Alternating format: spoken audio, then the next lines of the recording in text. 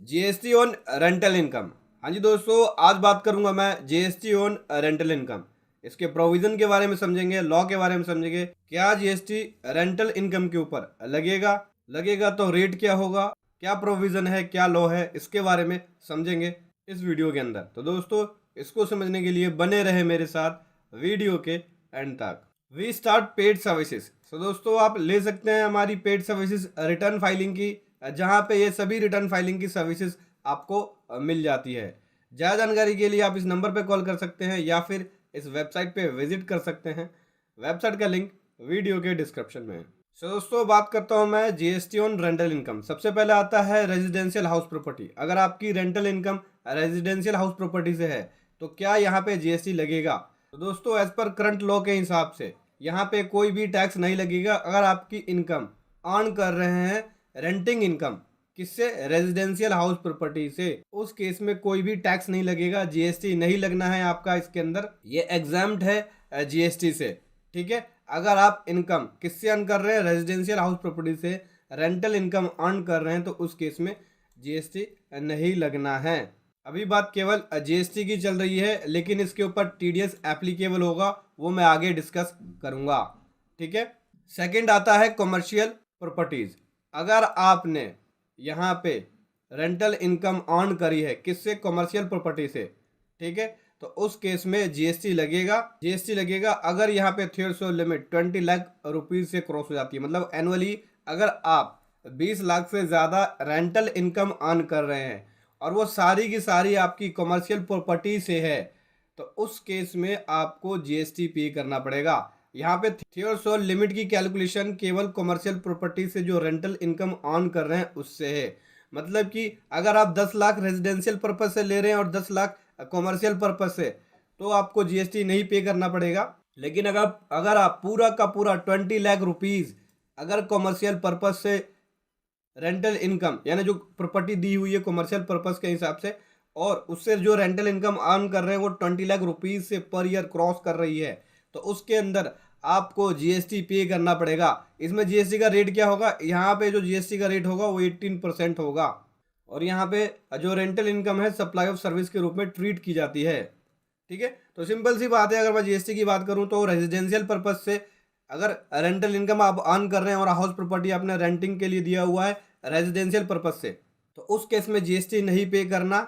लेकिन अगर यहाँ पे कमर्शियल प्रॉपर्टी दे रहे हैं रेंट और उस केस में थ्रेशोल्ड लिमिट 20 लाख रुपए क्रॉस हो जाती है 1 साल की, तो उस केस में आपको जीएसटी पे करना पड़ेगा। यहाँ पे रेजिडेंशियल पर्पज से आप देते हैं और अगर आपकी इनकम क्रॉस हो जाती है 20 लाख रुपीज से, तो आपको जीएसटी नहीं देना, क्योंकि आपने हाउस प्रॉपर्टी को, आपकी जो हाउस प्रॉपर्टी है उससे जो आप इनकम अर्न कर रहे हैं वो रेजिडेंशियल पर्पज के लिए दिया हुआ है आपने, तो उस केस में आपको जीएसटी नहीं पे करना पड़ेगा। लेकिन अगर आप कमर्शियल पर्पज से अपने हाउस प्रॉपर्टी को रेंटिंग पे दिया हुआ है आपने और रेंटिंग इनकम आपकी आ रही है कमर्शियल प्रॉपर्टी से, तो उस केस में अगर थ्रेशोल्ड लिमिट 20 लाख रुपीज से क्रॉस होती है तो आपको जीएसटी पे करना पड़ेगा 18%। ये सप्लाई ऑफ सर्विस के रूप में ट्रीट किया जाएगा। बात करते हैं दोस्तों इनपुट टैक्स क्रेडिट के रिगार्डिंग। तो क्या यहाँ पे इनपुट टैक्स क्रेडिट मिलेगा? देखो दोस्तों, जो आपने जीएसटी पे किया उसके बाद अगर आप इनपुट टैक्स क्रेडिट लेना चाहते हैं तो सभी जो प्रोविजन है इनपुट टैक्स क्रेडिट को क्लेम करने के लिए वो फुलफिल करने पड़ेंगे। जैसे कि आपके पास प्रॉपर इनवॉइस होना चाहिए और सामने वाले पार्टी जो है अपनी जीएसटी और उनके अंदर वो इनवॉइस दिखाए और आपकी 2A के अंदर वो इनवॉइस रिफ्लेक्ट होके आए, तभी मिलेगा। लेकिन ध्यान रखना, यहाँ पे सेक्शन 17 का सबसेक्शन 5 पर्सनल यूज के लिए अगर आपने कोई भी आईटीसी लिया हुआ है जो ब्लॉक क्रेडिट के अंदर आता है तो उसका आईटीसी आपको नहीं मिलेगा, इन एलिजिबल आईटीसी के अंदर वो काउंट होगा। इस चीज का आपको ध्यान रखना है। तो दोस्तों, अब बात करते हैं टीडीएस के बारे में। क्या TDS tax deduction at source लगेगा? हाँ जी दोस्तों, यहाँ पे टीडीएस डिडक्ट होगा जब रेंट पे किया जाएगा।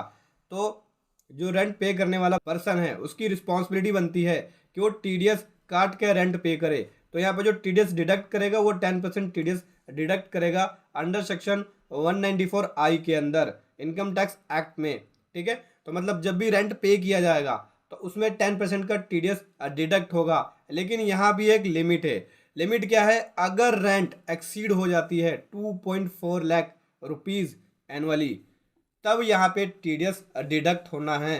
तो जो रेंट पे कर रहा होगा उसको टीडीएस डिडक्ट करना पड़ेगा। ध्यान रखना दोस्तों, अगर आप 2 लाख 40,000 से ज़्यादा का रेंट पे कर रहे हैं एक साल के अंदर, तो आपकी रिस्पॉन्सिबिलिटी बनती है कि आपको टीडीएस डिडक्ट करना है 10%। सेक्शन 194 के अंदर इनकम टैक्स एक्ट 1961 के अंदर यहाँ पे कोई भी पर्सन हो, चाहे वो प्रॉपर्टी रेजिडेंशियल पर्पस के लिए हो या फिर कॉमर्शियल पर्पस के लिए हो, यानी रेजिडेंशियल प्रॉपर्टी हो या कॉमर्शियल प्रॉपर्टी, दोनों को ही टीडीएस डिडक्ट करना है। ठीक है, इस चीज़ का ध्यान रखना है। कोई भी पर्सन हो, चाहे आप प्रॉपर्टी यूज़ कर रहे हैं रेजिडेंशियल पर्पस के लिए या फिर कॉमर्शियल पर्पस के लिए, अगर यहाँ पे रेंट 2,40,000 से एक्सीड हो जाता है तो 10% का टीडीएस डिडक्ट होगा सेक्शन 194 के अंदर। करंटली बात करूं दोस्तों तो कोविड के वजह से जो रेट है वो 25% जो है डिक्रीज कर दिया गया है। तो अभी फाइनेंशियल ईयर 2021 के लिए जो रेट चल रहा होगा वो 7.5% चल रहा होगा, लेकिन 1 अप्रैल से ये फिर से 10% हो जाएगा टीडीएस। तो इस चीज़ का आपको बेहद ध्यान रखना है कि टीडीएस दोनों के लिए है, चाहे प्रॉपर्टी रेजिडेंशियल पर्पस के लिए हो या फिर कॉमर्शियल पर्पस के लिए। अगर यहाँ पे रेंट 2,40,000 से एक्सीड होता है तो टीडीएस 10% डिडक्ट होगा। टीडीएस जो है जीएसटी वाले अमाउंट पे डिडक्ट नहीं होगा, ग्रोस अमाउंट जो होता है, जो रेंट का ग्रोस अमाउंट होगा उसके ऊपर डिडक्ट होगा। ठीक है दोस्तों, जिसे आप टैक्सेबल वैल्यू बोलते हैं, टैक्सेबल वैल्यू के ऊपर 10% टीडीएस डिडक्ट होना है, जीएसटी के ऊपर नहीं। तो इन सभी बातों का आपको ध्यान रखना है। तो दोस्तों वीडियो कैसी लगी जरूर बताएं। Thank you so much. जय हिंद, वंदे मातरम।